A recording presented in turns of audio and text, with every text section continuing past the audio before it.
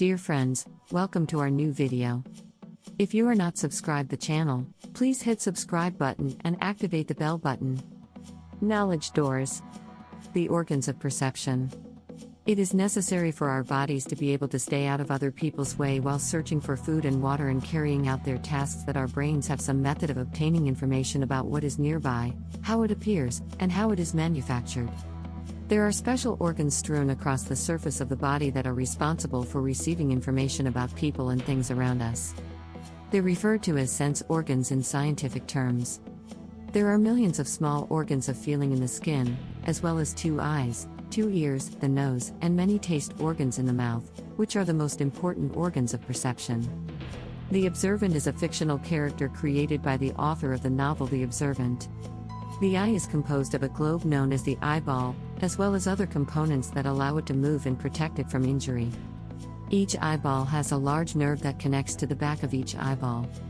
This causes signals to be sent to the brain, informing it of what the eye is looking at. The eyeball is held in place by a socket in the front of the skull.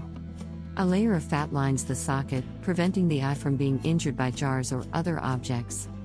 This is because the brows on the bottom edge of the forehead prevent sweat from dripping into the eyeballs.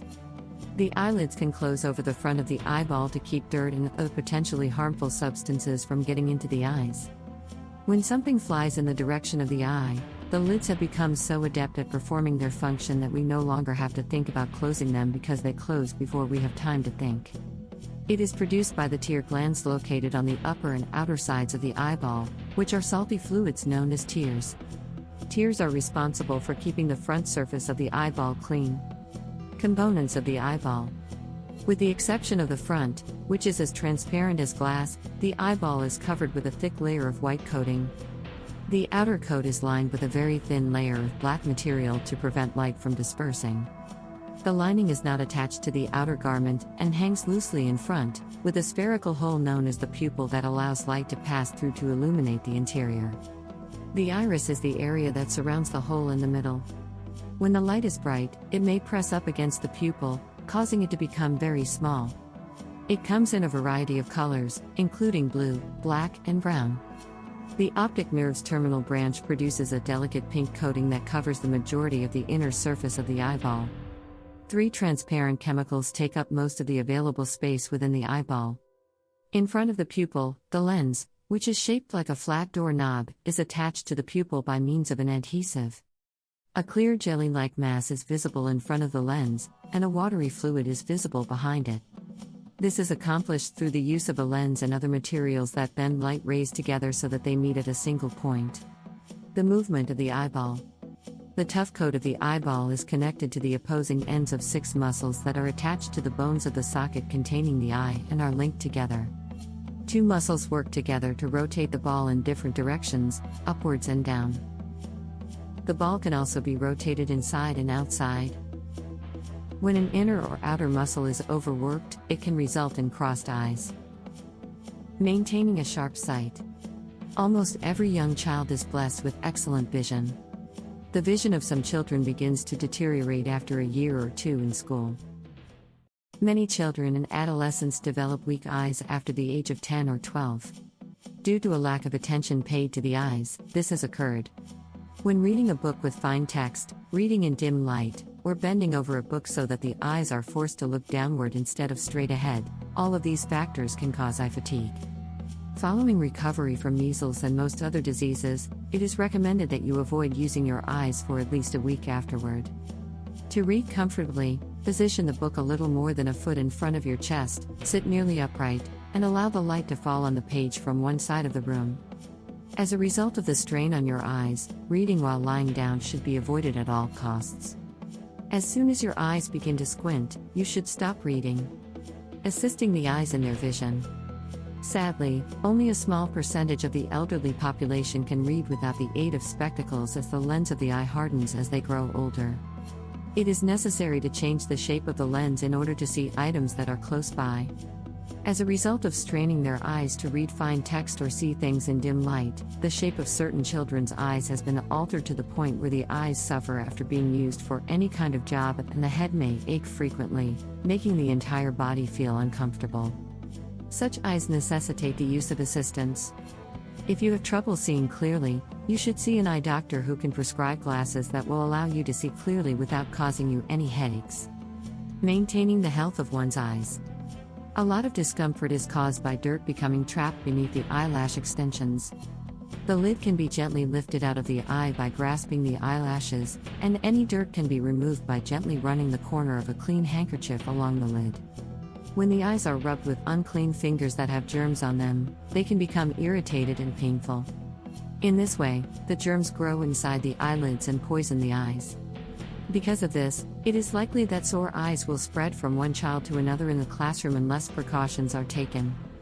Following this, the sick child picks up a book or pencil and spreads germs on it with the fingers that had previously touched his or her eyes. After that, the next child picks up the same book, rubs his eyes, and gets germs on his fingers. Consequently, you should avoid rubbing your eyes at all costs. If you have a sore eye, be careful not to spread the infection to others. To be more specific, we will talk about the ear. The ear is divided into 3 sections: the outer ear, the middle ear or eardrum, and the inner ear. It is composed of a skin and gristle plate as well as a 1-inch long, slightly curved tube on the outside of the ear. The inner end of the tube has a thin membrane or drumhead attached to it. Located just beyond the drumhead is the middle ear cavity, which is about the size of a pea in size and is responsible for hearing. A chain of 3 tiny bones connects the outer drumhead to the tiny inner drumhead, spanning the distance between the 2 drumheads. The inner ear is located just above the inner drumhead and below the inner eardrum. A tube that connects the middle ear to the throat ensures that the middle ear is always fully inflated with air. This tube may become clogged as a result of a cold or other illness, causing you to become deaf. The inner ear is made up of a sac and 4 bent tubes that are filled with a watery fluid. The brain and its associated structures are also protected by a watery fluid that is contained within channels in the skull's bony structure. The terminus of the hearing nerve is located within one of the tubes. This is how we perceive sound. When you throw a stone into the water, it creates waves that propagate outward from the point of impact. In the same way that a sound creates waves in the air, so does a noise. These waves pass through the ear tube and strike the outer drumhead, which causes it to move. This causes motion in the inner drumhead by moving the chain of bones in the middle ear, which in turn causes motion in the outer drumhead. There are alternating back and forth motions of waves in the inner ear fluid that cause messages to be sent to the brain from the hearing nerve's terminal ends. Taking proper care of your hearing. Using force or pulling on the eardrum can easily rupture it, so avoid doing so.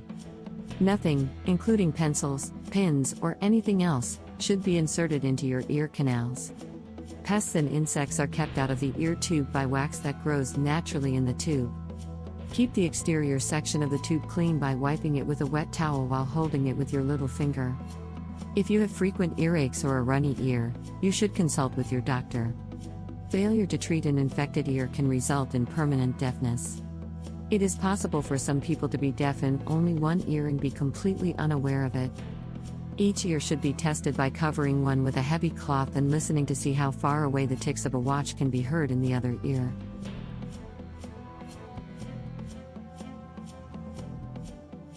The nose is a very important part of the body. It helps you smell things.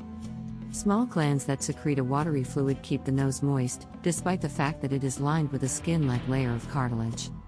The nerve terminals of the olfactory nerve are found in the upper nasal lining, where they receive their signals. 2 nerves connect the nose to the brain, allowing communication between the 2. The lining of our nose swells when we have a cold because so much blood rushes to it from the rest of our body. Eventually, the mucus becomes thick and white in color. This covers the nerve endings and prevents us from being able to smell. It is extremely useful in determining whether or not our food is edible, in assisting us in enjoying food with a pleasant aroma, and in alerting us to unhealthy air quality, among other things.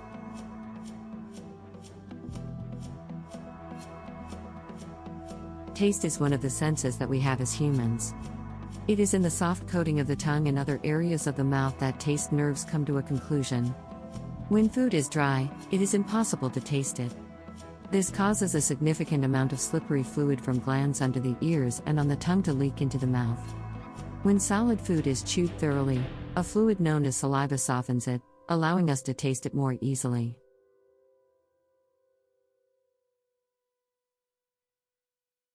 Skin senses is a collection of articles that discuss the senses that are associated with the skin.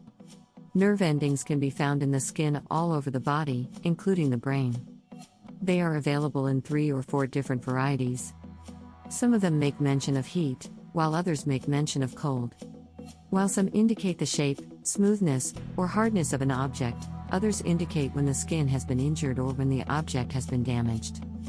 Nerve endings are mostly concentrated in the deeper layers of the skin, where they are shielded from damage by the epidermis and are therefore unaffected by rough handling.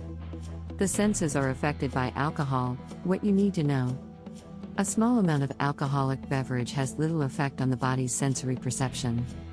Having become accustomed to the sharpness of strong drink, the flavor of normal food and drink may leave the sense of taste unsatisfied for a period of time after the adjustment period.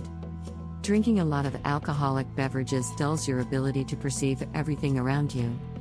The skin sensations of an inebriated man are so numb that he has no idea when something is touching him, and he may be severely burned before he realizes what has happened.